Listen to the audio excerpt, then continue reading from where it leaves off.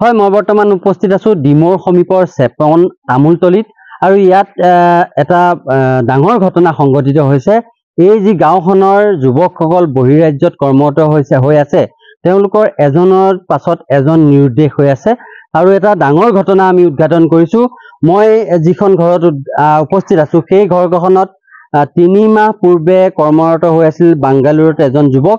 সেই যুৱকজন সম্প্ৰতি তেওঁ নিৰুদ্দেশ হৈ আছে। ঘৰৰ মানুহে তেওঁৰ সৈতে কোনো ধৰণৰ যোগাযোগ কৰিব পৰা নাই। তেওঁৰ লগত যি দুজন গৈ কৰ্মৰত হৈ আছিল, তেওঁ লোক দুজনৰ সৈতে ফোনত কথা বতৰা হৈছে, কিন্তু সেই লগৰীয়া দুজনেও কিন্তু এই যুৱকজনৰ কোনো ধৰণৰ সন্ধান উলিয়াব পৰা নাই। ইয়াৰ পূৰ্বেও গাঁওখনত আৰু যুৱক বহিৰাজ্যত কৰ্মৰত হৈ আছিল, কিন্তু সেই যুৱকসকলো তেওঁলোকো সন্ধানহীন হৈ আছে। কিন্তু আচলতে অতি দৰিদ্ৰ পৰিয়ালৰ এই লোকসকলে পঢ়া শুনা নাই, তেওঁলোকে কিন্তু কেনেধৰণে বহিৰাজ্যত বিচাৰ খোচাৰ কৰিবলৈ যাব, সেয়া ডাঙৰ এটা প্ৰশ্নবোধক চিন হৈ আছে। আৰু সেইকাৰণে আমি আজি প্ৰতিবেদন আপোনালোকলৈ আগবঢ়াইছো। এই প্ৰতিবেদন চোৱাৰ পাছত ৰাজ্য চৰকাৰে পদক্ষেপ গ্ৰহণ কৰিব বুলি ভাবিছো, কিয়নো অতি পিছপৰা এই লোকসকলে তেওঁলোকৰ হয়তো কোনোবাই স্বামী হেৰুৱাইছে, কোনোবাই পুত্ৰ সন্তান হেৰুৱাইছে, কিন্তু বহিৰাজ্যত তেওঁলোকে যাবলৈ সাহস গোটাব পৰা নাই বা আৰক্ষীৰ সৈতে যোগাযোগ কৰিও কিন্তু তেওঁলোকে কোনো ধৰণৰ সন্ধান উলিয়াব পৰা নাই। মই আপোনাৰ ওচৰলৈ যাম। আপোনাৰ কোন হয়? ল'ৰা? ল'ৰা হয়। মই হয়তো মাতৃয়ে কথাবোৰ ক'বলৈ মই ইতিমধ্যে কৈছো যে এই লোকসকল অতি পিছপৰা, তেওঁলোকে কেমেৰাৰ আগত সকলো কথা খুলি ক'ব নোৱাৰে। মই এজন স্থানীয় ব্যক্তি আছে, আপোনাৰ পৰা জানিম আপুনি কোন হয়? মই তাৰ ককা দাদাইদেউ হওঁ। কি হৈছিলে ঘটনাটো কি হৈছিলে? ল'ৰাটোৰ নাম প্ৰথমতে নকুল কৰ্মকাৰ। তাৰপিছত সি বেংগলোৰ কাম গৈছিলে। তাৰপিছত বেংগলোৰৰ পৰা ল'ৰাটো নাইকিয়া হ'ল।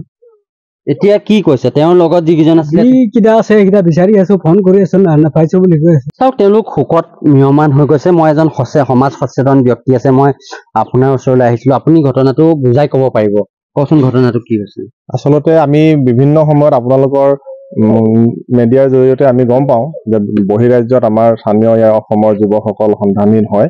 আৰু এতিয়া আমি দেখিছো আমাৰ আশে পাশেও এতিয়া সিদিনা মোলৈ ফোন কৰিলে, এওঁলোকৰ ঘৰৰ যুৱকজন তাত নিৰুদ্দেশ হৈ আছে আৰু তেওঁলোকৰ সতীৰ্থ দুজনে আজি কেইবাদিনো তেওঁক বিচাৰ খোচাৰ কৰি আছে, কিন্তু তাত আৰক্ষী থানা ক'ত আছে আজিলৈকে সেই থানাখনেই বিচাৰি নাই পোৱা।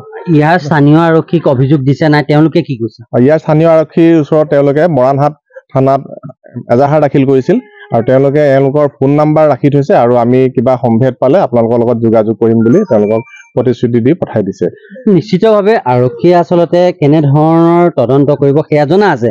মই ইতিমধ্যে কৈছো যে এই গাঁওখনত পূৰ্বতে আৰু বহু যুৱক সন্ধানহীন হৈ আছে। আচলতে এটা ডাঙৰ নেক্সাছ ইয়াত জড়িত হৈ আছে। অসমৰ পৰা বহিৰাজ্যত কৰ্মৰত কামৰ সন্ধানত আৰ্থিক দুৰৱস্থাৰ বাবে বহিৰাজ্যত যোৱা যিসকল যুৱক বা যুৱতী আছে, তেওঁলোকক এটা আচলতে নেক্সাছ জড়িত হৈ আছে, যিসকলে হয়তো এই লোকসকলক অপহৰণ কৰিয়ে হওক বা কি, এইটো আচলতে আৰক্ষীৰ তদন্তত ওলাই পৰিব। কিন্তু এনেধৰণে যে বহিৰাজ্যত গৈ অসমৰ যুৱক যুৱতীসমূহ সন্ধানহীন হৈ আছে, স্থানীয় আৰক্ষীয়ে কেৱল মাত্ৰ তদন্তৰ নামত তেওঁলোকৰ নাম ঠিকনা ফটোসমূহ ৰাখিয়েই তদন্ত সামৰিছে নেকি, সেয়াও এটা আচলতে প্ৰশ্নবোধকৰ চিন।